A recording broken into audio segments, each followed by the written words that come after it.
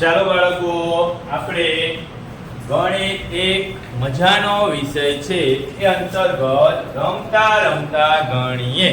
એમાં તમને એક સરસ મજાની પ્રવૃત્તિ બનાવી છે, એ હું બતાવીશ. ચાલો બાળકો, આપણે હવે સંખ્યાઓનો પીટારો ખોલીશું. ચાલો તો જુઓ, સંખ્યાઓનો પીટારો. ગણિતની અસંખ્ય સંખ્યાઓ હોય એમાંથી 1 થી 100 સુધીમાં આવતી ઘણી બધી સંખ્યાઓ વિશે તમારી જોડે ચર્ચા કરીએ.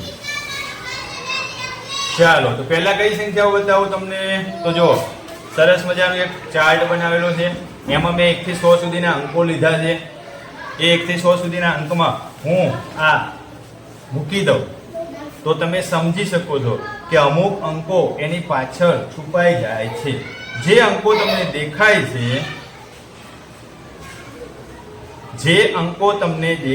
છે, એ અંકો કયા છે? તો કે 2, 3, 5, 7, 11, 13, 17, 19, 23, 29, 37, 41, 43, 47, 53, 59, 61, 67, 71, 73, 79, 83, 89 અને 97 આ અંકો દેખાય છે. આ અંકોને કઈ સંખ્યાઓ કહેવાય? તો કે અવિભાજ્ય સંખ્યાઓ કહેવાય. ચાલો એના પછી બીજો એક ચાર્ટ મૂકું છું આની ઉપર. એ ચાર્ટમાં કઈ સંખ્યાઓ છે એ તમે મને ઓળખીને કહો, અને ન ઓળખી શકો તો હું તમને કહીશ. ચાલો તો હું પહેલા થોડું વ્યવસ્થિત ગોઠવી નાખીએ આપણે. તો તમે જોઈ શકો છો કે ભાઈ જે અવિભાજ્ય સંખ્યાઓ આપણે છુપાવી હતી એ સંખ્યાઓ આમાં છુપાઈ ગઈ. જો એ સંખ્યાઓ છુપાઈ જાય તો એના સિવાયની કઈ સંખ્યાઓ થશે? વિભાજ્ય સંખ્યાઓ થશે. કઈ સંખ્યાઓ થાય? તો વિભાજ્ય. આ તમે જોઈ શકો છો એ સંખ્યાઓ કેટલી છે? વિભાજ્ય સંખ્યાઓ છે. ચાલો આગળ બીજું.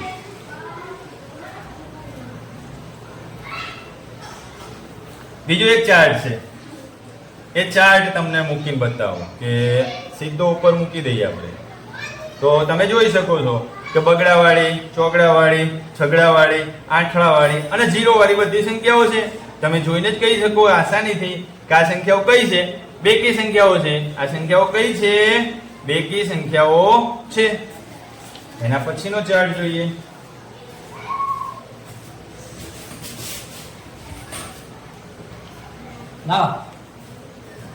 વરસાદ બહુ છે નથી.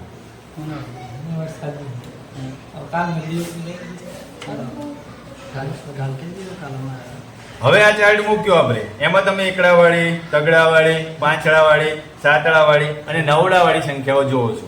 તો એમાં શું દેખાય તમને? તે બધી સંખ્યાઓ કેવી છે? એકી સંખ્યાઓ છે. કેવી સંખ્યાઓ છે? એકી સંખ્યાઓ. આગળ જોઈશું.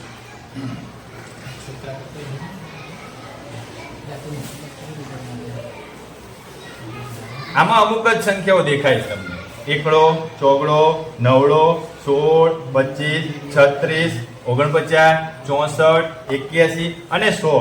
આ સંખ્યાઓ જોતા એવું લાગે છે કે આ બધી સંખ્યાઓ કેવી છે? પૂર્ણ વર્ગ સંખ્યાઓ છે. કેવી સંખ્યાઓ છે? પૂર્ણ વર્ગ સંખ્યાઓ છે.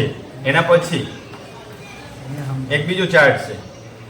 એમાં થોડીક જ સંખ્યાઓ વધી હોમાંથી. 1, 8, 27 અને 64. તો એ કઈ સંખ્યાઓ છે? એ બધી સંખ્યાઓ પૂર્ણ ઘન સંખ્યા છે. હવે તમે બધા ચાર્ટમાં એક સંખ્યા ક્યાંય દેખાઈ નહોતી. એમાં છેલ્લે એક સંખ્યા છે કે જેનો એક જ અવયવ છે, એક જ ઘડિયામાં આવે છે અને એ વિશિષ્ટ સંખ્યા કહેવાય છે. તો એ કઈ સંખ્યા છે?